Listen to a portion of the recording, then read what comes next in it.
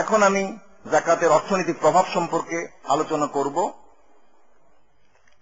প্রথমত একথা উল্লেখ করতে হয় যে যাকাত মূলত একটি ইবাদত, এটি কোনো সাধারণ ট্যাক্স নয়। ট্যাক্স ও যাকাতের মধ্যে কয়েকটি মিল রয়েছে এবং কয়েকটি অমিল রয়েছে। প্রথম মিল হচ্ছে যে যাকাতও ট্যাক্সের মতো ফোর্স করে আদায় করা যায়। দ্বিতীয় মিল হচ্ছে যে যাকাতকেও ট্যাক্সের মতো সাবধানে রাখতে হয়। যদি সরকার তা আদায় করে তা অসাবধানে রাখা যাবে না। প্রথম পার্থক্য হচ্ছে যে যাকাত ইবাদত, যা মূলত আল্লাহর প্রতি শুকরগুজারি স্বরূপ আদায় করা হয়। ট্যাক্স মূলত এরকম নয়।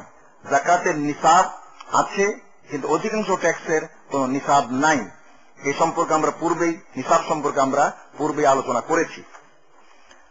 যাকাত নিরন্তর, কেউ তাকে বদলাতে পারে না, কিন্তু ট্যাক্স ব্যবস্থা পরিবর্তিত হয়ে থাকে যুগে যুগে, সময়ে সময়ে। যাকাত ও ট্যাক্সের ব্যবহারে পার্থক্য আছে। ট্যাক্স সব কাজে ব্যবহার করা যায়, কিন্তু যাকাত কেবল আর্থিক খাতে, যার কথা আমরা একটু পূর্বে উল্লেখ করেছি, ব্যয় করা যায়। যাকাতের অর্থনৈতিক উদ্দেশ্য হচ্ছে দারিদ্র বিমোচন করা, দুষ্টতা দূর করা, ঋণগ্রস্তদের ঋণ মুক্ত করে সবাইকে কাজের ব্যবস্থা করে দিয়ে দারিদ্র দূর করা। যাকাত পূর্বেও দারিদ্র দূর করেছে এবং ইসলামী বিশ্বে যুগে যুগে যাকাতের মাধ্যমে দারিদ্র দূর করা হয়েছে। আমি আলোচনা শুরুতেই বলেছিলাম যে হার্ডকোর পভার্টি, যে গভীর পভার্টি, সেই দারিদ্রকে যাকাতের মাধ্যমে দূর করা সম্ভব বলে আমি মনে করি মুসলিম বিশ্বে। যাকাত টাকা বসিয়ে রাখতে দেয় না, এটা অর্থকে বিনিয়োগে নিতে বাধ্য করে। Diverse to investment.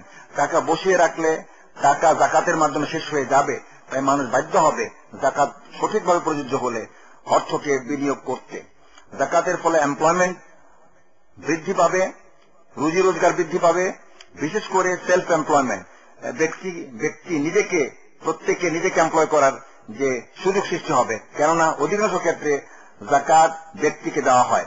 যাকাতের ফলে কোনো ক্ষেত্রে কোনো সময়ে ডিমান্ড বৃদ্ধি পায়, তাও অর্থনীতিকে সাহায্য করে।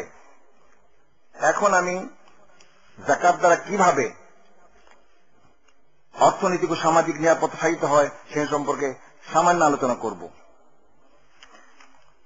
নিরাপত্তা মানব জীবনের জন্য অপরিহার্য। নিরাপত্তা না থাকলে কোন সভ্যতা ও সংস্কৃতি গড়ে উঠতে ও বিকাশ লাভ করতে পারে না। ইসলাম তাই নিরাপত্তা চায়। ইসলামের অর্থই শান্তি, অর্থাৎ ইসলাম এমন এক জীবন ব্যবস্থা যেখানে নিরাপত্তাকে সর্বাধিক গুরুত্ব দেওয়া হয়েছে।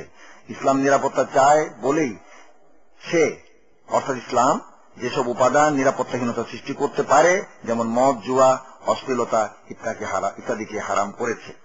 যারা কোনো কারণে, এখন এই নিরাপত্তা বিধানের জন্যই যারা কোনো কারণে নিজেদের প্রয়োজনীয় জীবন ধারণের ব্যবস্থা করতে পারে না, তাদের প্রয়োজনীয় ব্যবস্থা করার দায়িত্ব প্রথমত তাদের আত্মীয় স্বজন ও স্থানীয় সমাজের।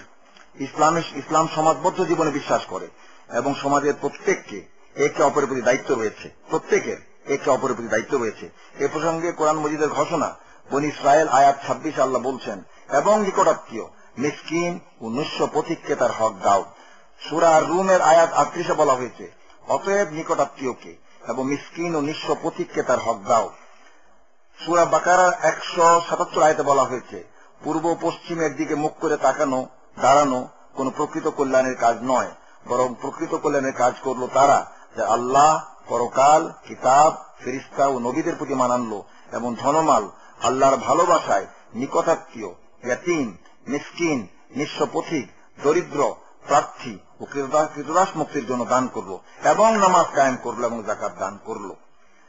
ব্যক্তিগত সামাজিক প্রচেষ্টা সত্ত্বেও বা সামাজিক প্রচেষ্টা অপ্রতুলতার কারণে যারা অবগ্রস্ত থাকবে বা দুরবস্থার সম্মুখীন হবে, তাদের অসুবিধা দূর করা এবং তাদের পুনর্বাসন করা দায়িত্ব ইসলামী রাষ্ট্রের সরকারের। রাসূলুল্লাহ সাল্লাল্লাহু আলাইহি ওয়াসাল্লাম বলেছেন, সমগ্র সৃষ্টি আল্লাহর পরিবার। বুখারী। এই পরিবারের ভরণ পোষণের দায়িত্ব আল্লাহর পক্ষ থেকে খিলাফতের দায়িত্ব হিসাবে ইসলামী সরকারের, মুসলিম জনগণের। এ প্রসঙ্গে কোরআন মজিদের শিক্ষা নিম্নরূপ: পৃথিবীতে চলৎ শক্তি সম্পন্ন এমন কোন জীব নেই যার রিজিক দেওয়ার দায়িত্ব আল্লাহর নয়। সূরা হুদ আয়াত 6। তোমরা ঈমান আনো আল্লাহর প্রতি এবং তার রসুলের প্রতি, এবং ব্যয় করো সেই ধন সম্পদ থেকে যাতে তিনি তোমাদের খলিফা নিযুক্ত করেছেন। আল হাদিদ আয়াত 7।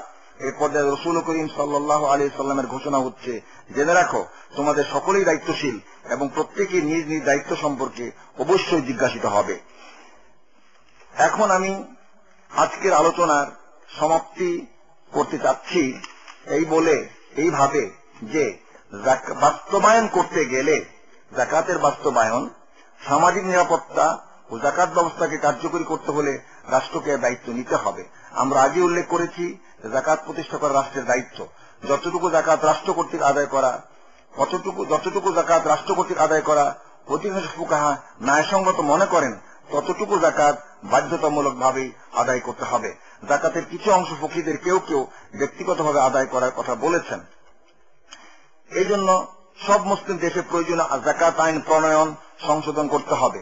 জাকাত আদায়কে সহজ করার জন্য জাকাত সংক্রান্ত প্রয়োজনীয় জ্ঞান জনগণকে দিতে হবে। তবে সালাত আদায় করার মতো জাকাত আদায় করা জনগণের জন্য সহজ হবে।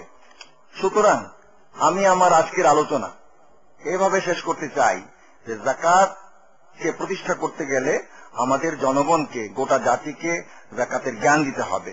সুতরাং আমাদের শিক্ষা ব্যবস্থাও জাকাত সংক্রান্ত আইন কানুনকে বিস্তারিতভাবে পড়াবার ব্যবস্থা করতে হবে। আমি এখানে আমার বক্তব্য শেষ করছি। আসসালামু আলাইকুম ওয়া রাহমাতুল্লাহি ওয়া বারাকাতুহু।